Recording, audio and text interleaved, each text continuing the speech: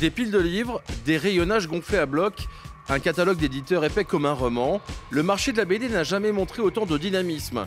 En façade, car derrière, les auteurs reconnaissent que leur rémunération a, elle, baissé.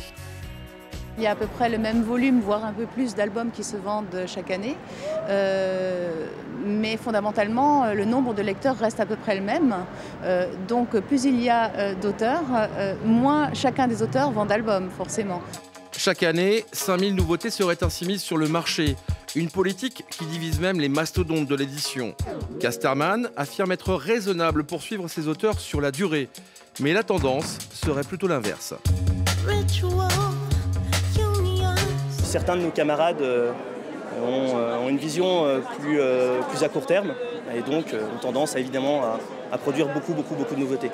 Ce qui a un impact sur toute la chaîne. Les libraires aujourd'hui, normalement les libraires qui sont très nombreux en France, qui est une rareté au niveau mondial, sont là pour accompagner les lecteurs justement à la découverte de nouveaux auteurs, par le conseil, par la recommandation, par la lecture.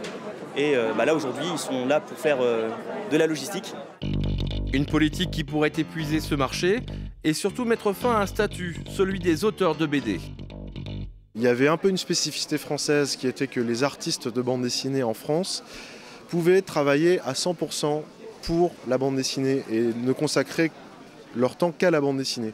Ce qui n'est pas le cas dans d'autres pays d'Europe ou même dans d'autres pays d'Asie par exemple.